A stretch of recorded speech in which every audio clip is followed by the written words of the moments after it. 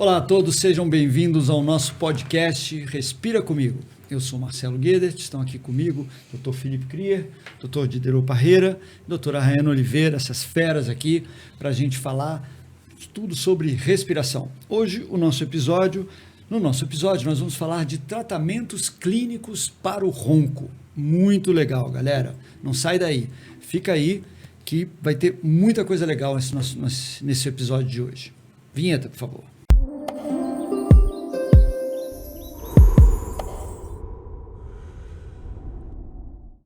Então vamos lá.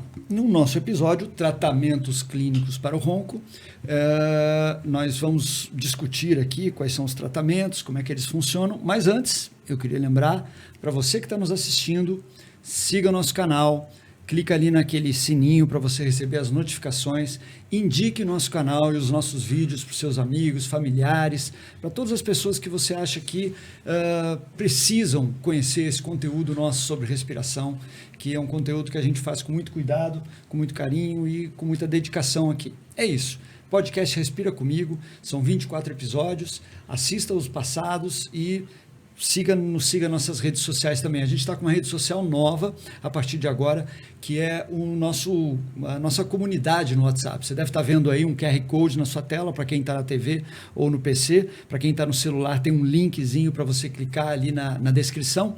E aí você entra na nossa comunidade no WhatsApp. Na nossa comunidade, a primeira coisa legal é que você é anônimo. A gente não tem... Ninguém vê o seu telefone, ninguém vê que você está lá. E a segunda coisa que é muito mais legal é que você recebe todas as comunicações, você recebe um aviso lá, um textinho, diz, olha, saiu vídeo novo, saiu episódio novo, saiu um shorts novo, que você pode entrar lá no nosso canal e compartilhar com todo mundo, ok? É isso aí, gente. Vamos lá? Vamos para o episódio de hoje? Vamos. Tratamentos clínicos para o ronco. Como é que a gente começa? Para tratar, é necessário entender, saber, né? Descobrir o que está causando o problema. Com certeza.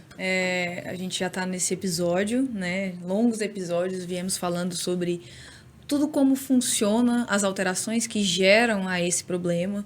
Então, desde a criança até o adulto, depois a gente vai falar dos idosos.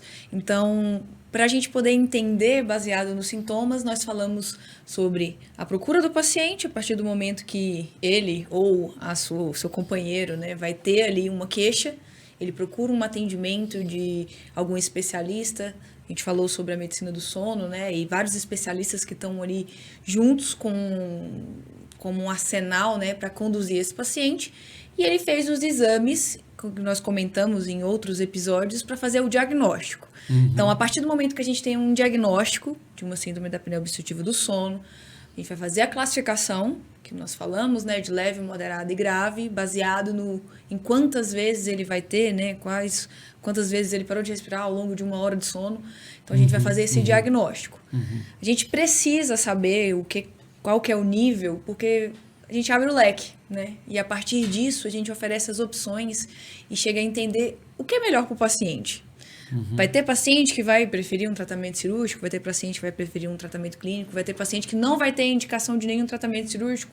Então, assim, a gente precisa entender a partir de que momento a gente indica uma coisa ou outra.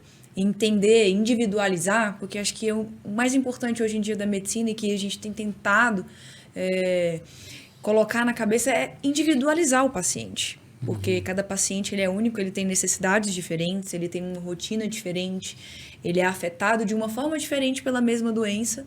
Então, a partir disso, nós vamos entrar no arsenal do tratamento. Hoje a gente vai falar sobre tratamento clínico, né? Sobre o que a gente tem ao nosso dispor para poder oferecer para o paciente que não tem indicação de um tratamento cirúrgico ou que não quer ser submetido a um tratamento cirúrgico. E a gente tem várias opções, né? Que a gente vai falar, mas eu acho importante, sim, rever, né, saber de onde isso começou, como que foi o diagnóstico para fazer essa escolha de uma forma assertiva e mais individualizada. Perfeito. Só para tirar uma dúvida aqui dentro do que você falou, não sei se é você ou se é o Felipe, né? A gente começou a falar em tratamentos clínicos para o ronco e você falou em apneia obstrutiva. Todo mundo que ronca tem apneia ou não? ou o tratamento é conjunto? Como é que isso funciona? O ronco é igual à apneia?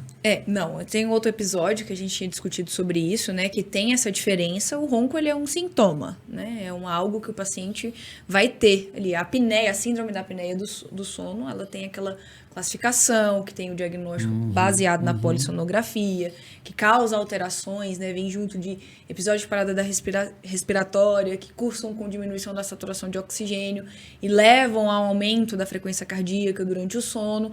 Então, é diferente e normalmente a gente vai escolher, né, os tipos de tratamento não só para o ronco.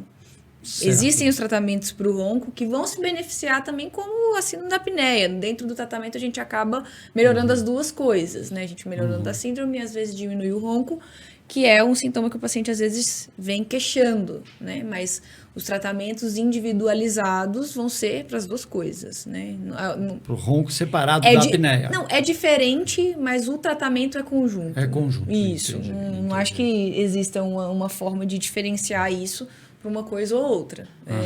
São termos diferentes quando a gente fala do significado das palavras mesmo, né? Mas dentro do tratamento é uma coisa meio conjunta.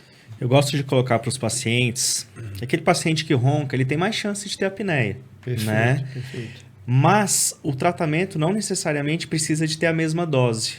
O que eu estou querendo falar com isso? Quando ele faz uma polissonografia e ele tem uma apneia acentuada, o que aquele exame está me falando? Que eu preciso de uma dose maior de tratamento. Polissonografia é aquele exame de noite inteira. Isso, né? Exatamente, que você faz à noite. Mede a noite toda. Para dar o diagnóstico, como a doutora Herne falou, da apneia, né? E a gente já falou, desculpa de interromper, porque a gente já falou desse exame lá atrás, né? E já falou que hoje ele é um exame muito moderno. Acho que vale a pena repetir isso, né? Porque tinha-se a ideia de que a polissonografia era um exame que a pessoa ia fazer e não dormia a noite toda. Hoje já tem equipamentos mais modernos para isso, né? Tem a forma de você fazer em casa, inclusive, tem, igual o Felipe já falou em episódios anteriores, diferentemente do que você quer avaliar, às vezes ele tem graus diferentes de complexidade. Se você quiser avaliar a parte de eletroencefalografia, tem um tipo.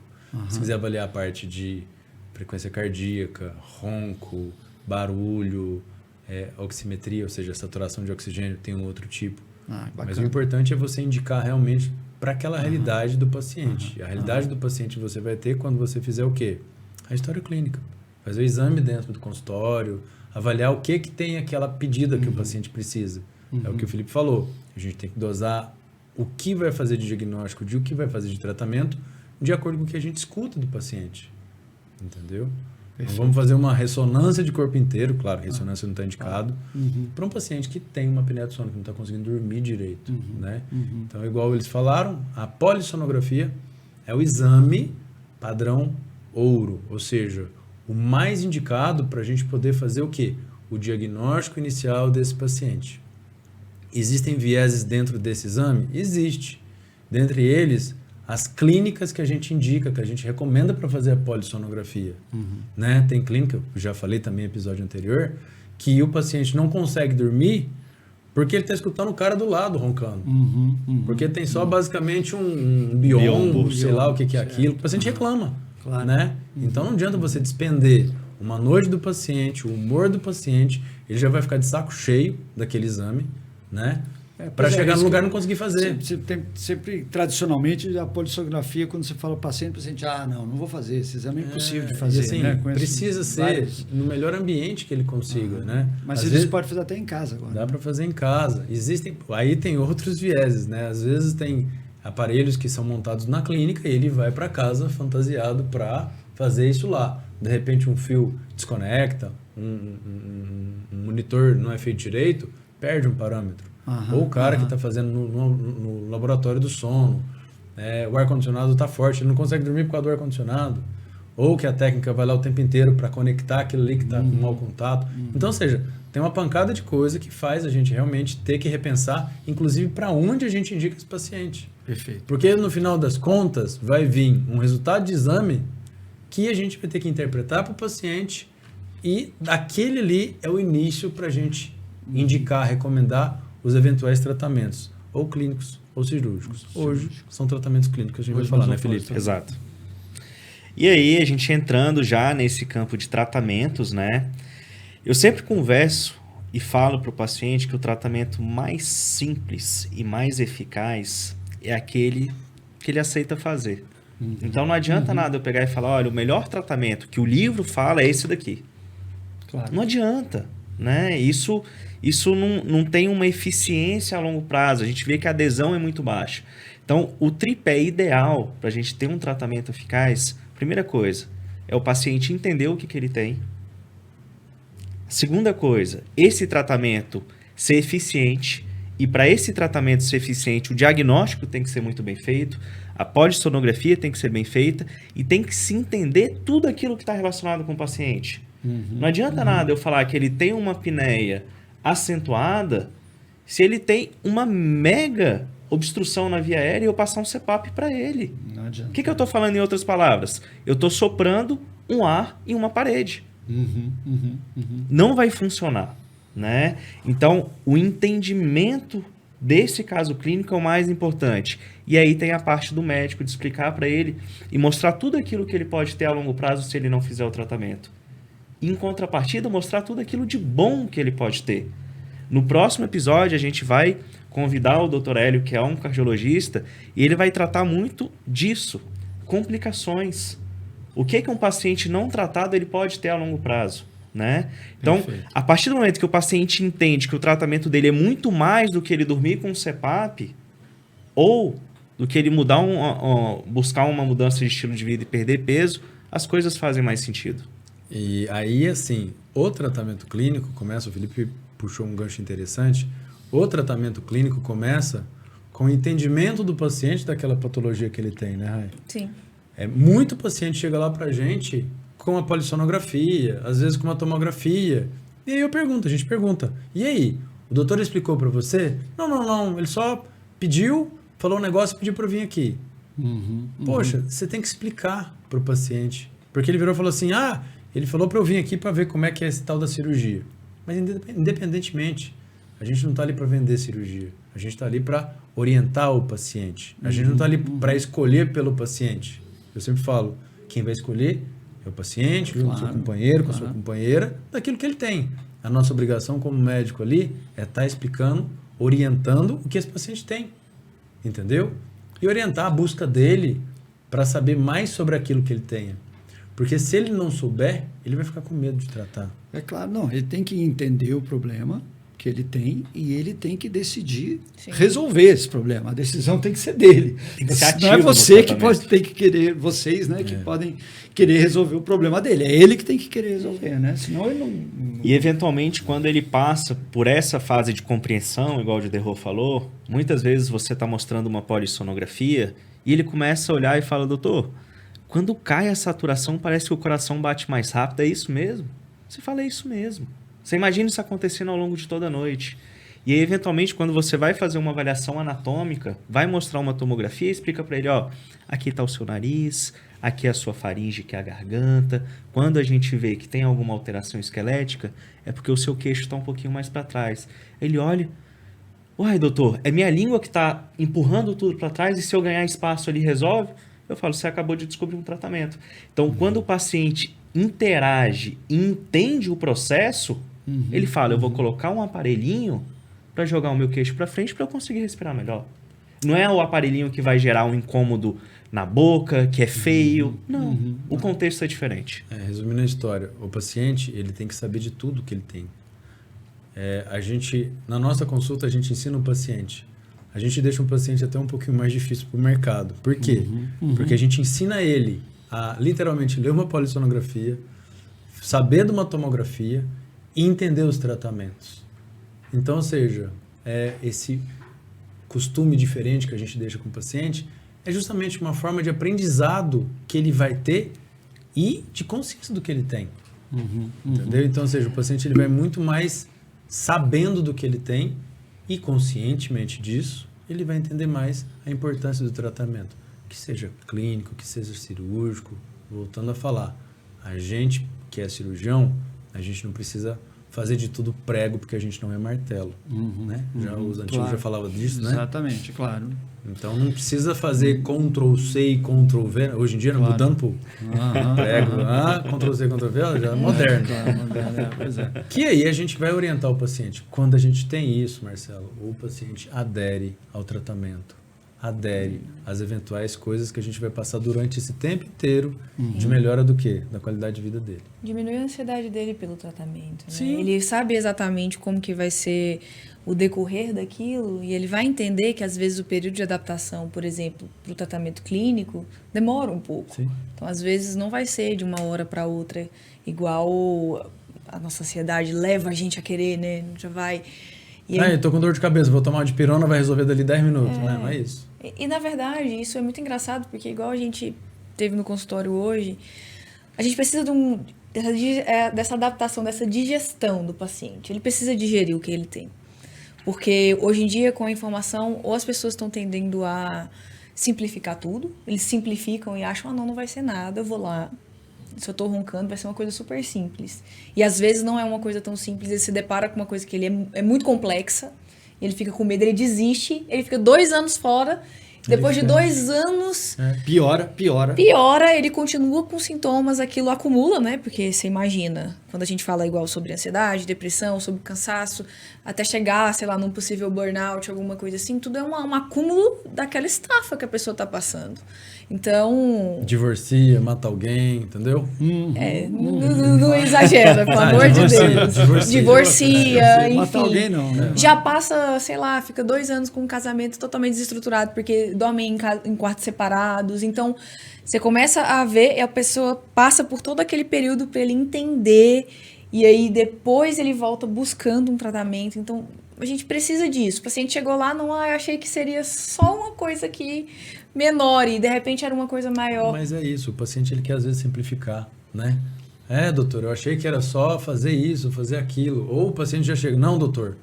Tem outro tipo de paciente também, né? Paciente que chega de outros colegas, fala, não, o doutor pediu para eu fazer uma cirurgia do nariz aqui, ou usar um aparelhinho XYZ, e ele já pedia cirurgia. Calma, doutor, e aí, o senhor vai me operar?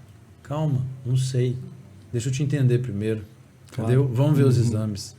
Quem vai decidir se eu vou te operar ou não é você. Claro. Quem vai decidir se você vai fazer o tratamento clínico ou não é você. Entendeu? Porque assim, é difícil a gente... Deve ser muito difícil para um profissional, para um médico ou para um profissional de saúde que lida com apneia do sono, ronco, falar assim, não, você vai fazer isso aqui que você vai melhorar. Porra é essa? Baseado em quê? E outra, curar.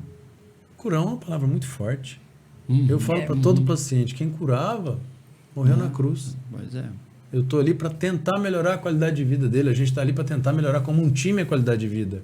E ele tem que estar junto. Claro. E é aquilo que você falou. Parte do time, né? E é aquilo que você falou. Se o paciente não tiver aderido ao tratamento, cara, se ele não quiser fazer, jogar na tua mão, ó, faz aqui.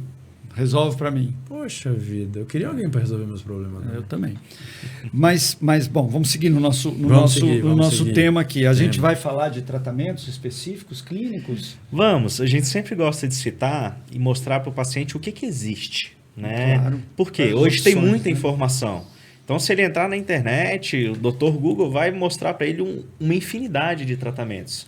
Mas cada paciente tem uma individualidade. Então, tem uma idade específica, homem ou mulher, criança, idoso, tem alterações anatômicas, vida, né? Exatamente. Tem pacientes que falam, doutor, eu viajo muito. Isso pode ser um limitante, pode favorecer um tratamento frente a outro? Com certeza. Então, existe o melhor tratamento do mundo para apneia obstrutiva do sono? Infelizmente, não. Não é essa a resposta que as pessoas querem ouvir, mas infelizmente não. Porque o melhor tratamento para a Rayane não é o melhor tratamento para o Diderot e assim sucessivamente. Você ronca? Eu não. Como vocês falaram aqui, tem níveis também, né? Tem classificações, né? Tanto de ronco quanto de apneia, né? Exatamente. A graduação que a gente utiliza, a classificação de apneia, é leve, moderada e acentuada. Então, de uma maneira geral, o que você entende? Uma apneia leve, teoricamente, ela não precisa do mesmo tipo de tratamento do que uma apneia grave. Por quê? Se aquele paciente tem 60 apneias por hora e eu busco um tratamento que reverta 50% do problema dele, eu estou saindo de uma apneia grave, acentuada, e continuando em uma apneia acentuada. Porque eu continuo em 30. Né? De 60 para 30 é muito. Então eu tenho que ser muito mais resolutivo. Aquele outro paciente que tem uma queixa, que tem uma polissonografia com IH, que é o índice de apneia, hipopneia, e outras alterações leves, eu posso ser muito menos resolutivo e mudar a qualidade de vida dele. Então é para esse sentido que a gente tem que ir. Ou seja, pesa mais ou menos a mão, né? Exatamente. E esse dimensionamento, quem vai fazer é o profissional. É o médico fazer uma avaliação exatamente como o Diderot falou. Vem cá, senta aqui, deixa eu entender a sua rotina, deixa eu entender o que está acontecendo com você.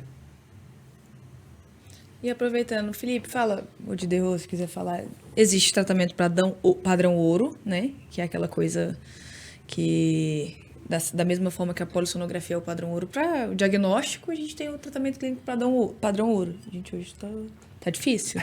Desculpa, gente, eu voltei da Grécia, eu tava falando muito inglês. Desaprendeu português. Desaprendi. Mas existe o tratamento clínico padrão ouro, que é o CPAP. Exato. Né?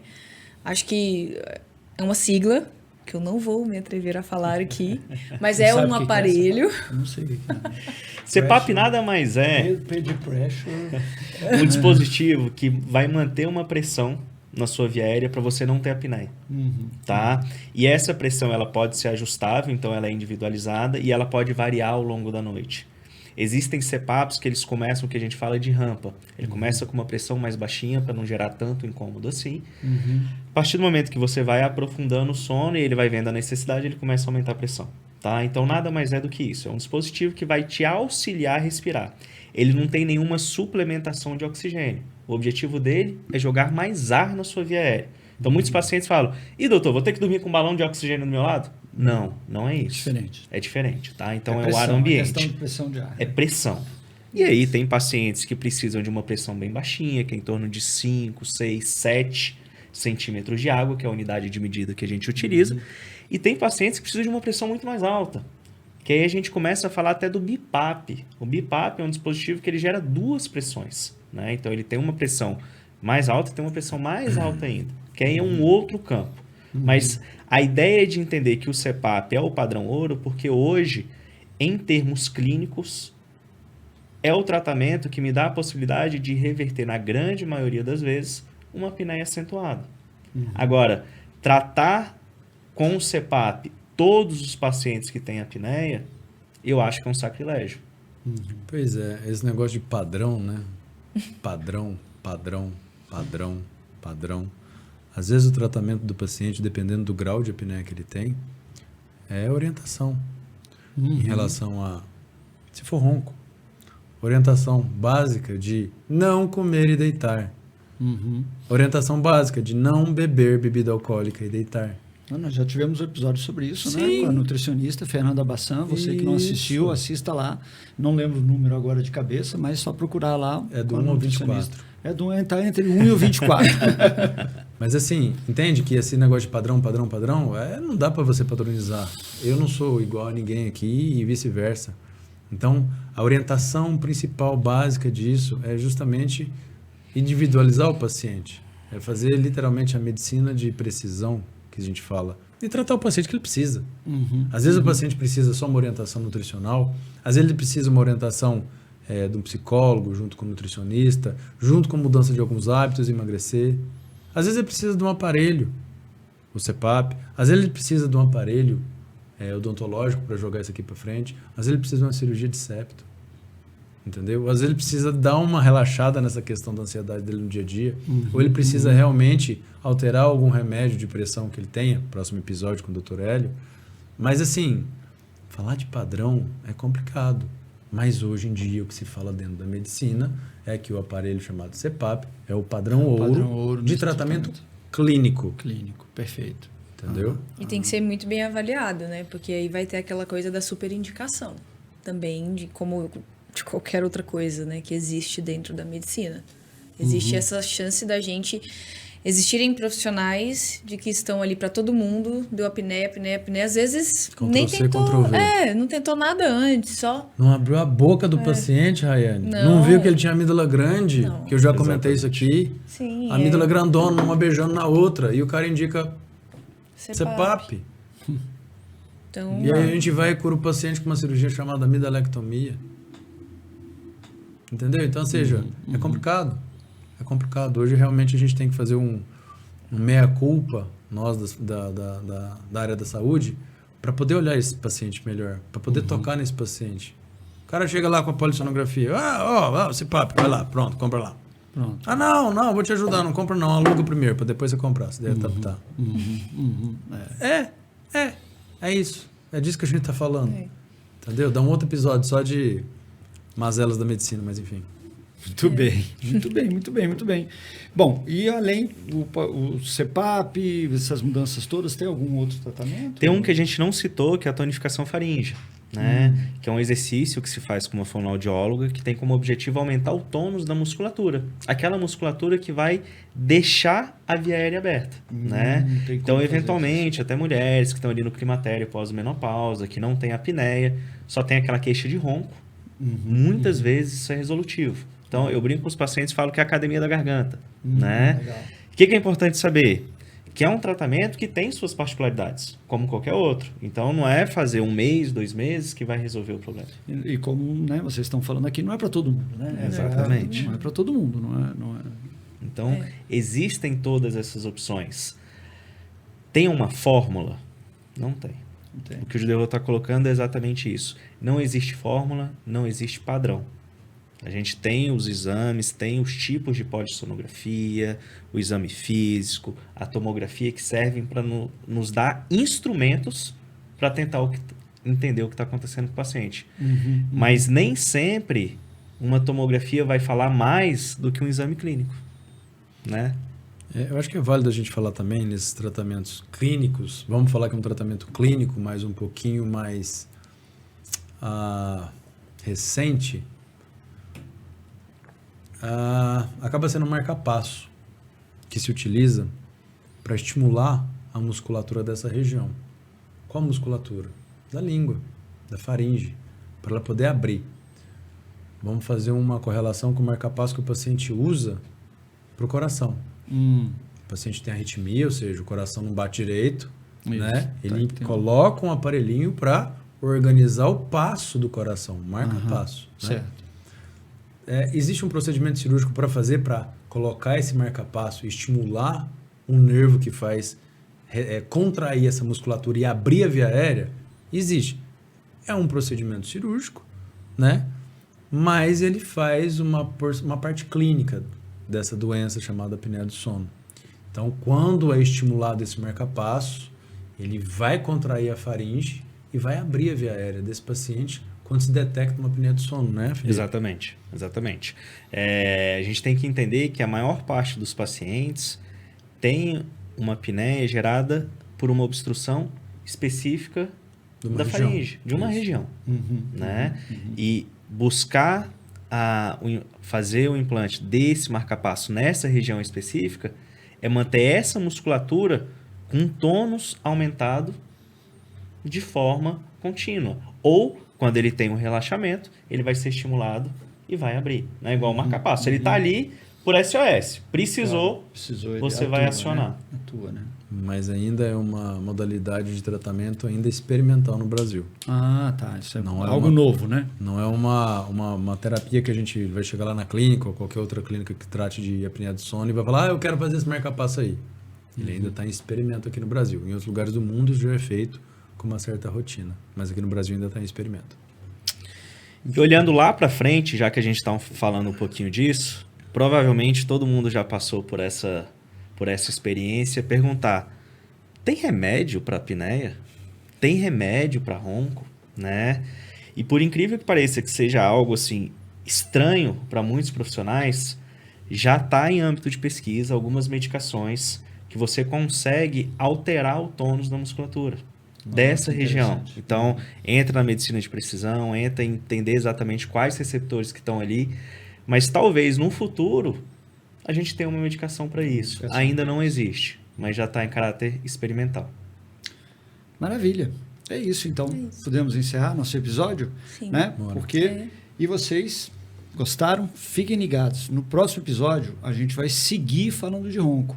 E nós vamos estar aqui com o cardiologista, o Dr. Hélio Pires, que vai falar de outras consequências, né? De outras coisas que o ronco e a apneia podem afetar na vida da pessoa. Não é isso? Exatamente. É isso. Muito obrigado por vocês terem assistido a gente. Cliquem lá no sininho para receber as nossas notificações. Sigam o nosso canal, indiquem nosso canal para quem você acha que precisa conhecer esse nosso conteúdo. E também entre na nossa comunidade no WhatsApp. Uma novidade que a gente está tendo. Você lê o QR Code que está aí na tela, ou se não, clica no link que está embaixo na descrição do nosso podcast. É isso. Podcast Respira Comigo, terminando esse episódio agora. Muito obrigado, doutora Rayane, doutor Diderot, doutor Felipe. E vamos lá? Respira comigo.